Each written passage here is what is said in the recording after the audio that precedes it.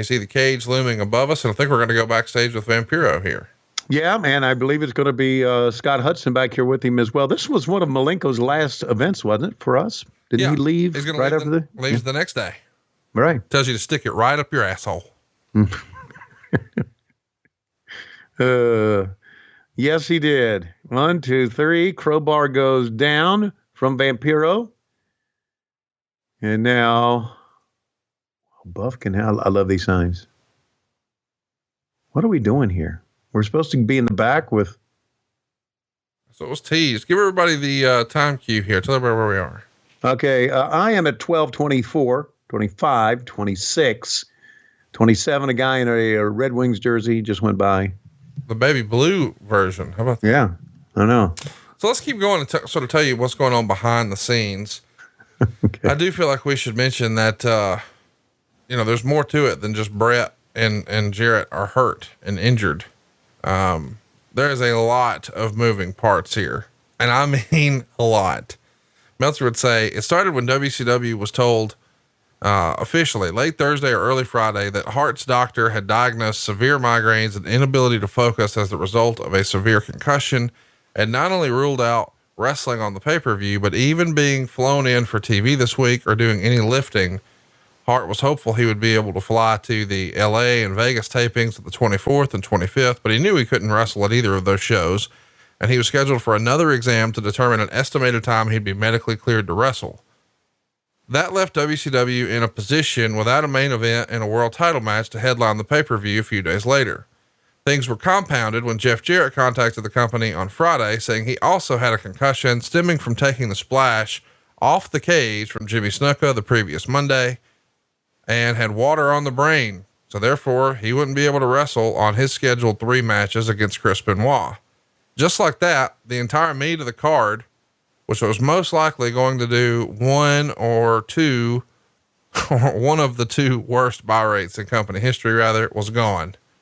The decision was made to strip Bret of the title and crown a new champ on pay-per-view. And Russo's idea was to do a battle royale or Royal Rumble style match on the show and end with a surprise, Tank Abbott. Yeeks. Did you hear that? That they were thinking about making Tank Abbott the fucking champ? Yeah, I heard that. And who gave a fuck by that time? Meltzer would say there was a lot of internal unhappiness with Russo's booking and television for many weeks. And the belief was still that he'd have to be given 6 months to prove whether or not his ideas would play out, even though many in upper management were of the opinion his concept of wrestling was not working and wouldn't work. And his quick blow-offs of angles on television was doing pay-per-view and house show business no favors. And there were also complaints that the people featured the most on television during the TV shows, whether they're wrestlers or non-wrestlers, were people who were not going to be on the road, which is killing the house show business compared to the WWF, which would send every able-bodied wrestler on the road. And while the idea of making Abbott champion was not the reason for the demotion, it was symptomatic of destroying the foundation of the product and titles and Russo's change in concept of what pro wrestling is, a concept not favored by those in management who wanted the soap operas in addition to good wrestling match, and felt that was also based on their reaction, what the fans wanted, since management had gotten such little positive fan reaction or positive feedback from the numbers in the product in recent weeks.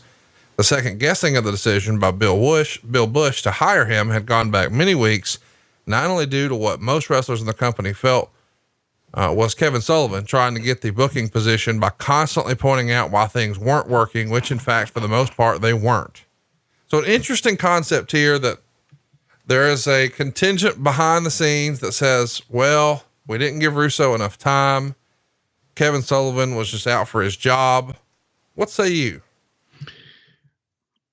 Here's what I say about the whole mess. And as you're reading all this to me and explaining all this to me, it brings back a lot of bad memories, rightfully so, I think. But here's what I think about the whole mess. And here's why I think it worked with the WWE and it didn't work with us. Because there was nobody really in charge. Vince McMahon was in charge of his company. He was the owner. Buck stopped here type thing. But there was nobody really in charge of WCW. You could say Bill Bush, but Bill Bush wasn't really in charge. And that's the type of thing that lends to, I don't know, maybe mutiny or people being upset because they look at Bill Bush and say, he's not my boss. Ted Turner's my boss, or Time Warner's my boss. And that's what Vince would send all the guys on the road because that's the way it was done. He was the boss. And I just think there was a difference in our company back then. No one was really in charge.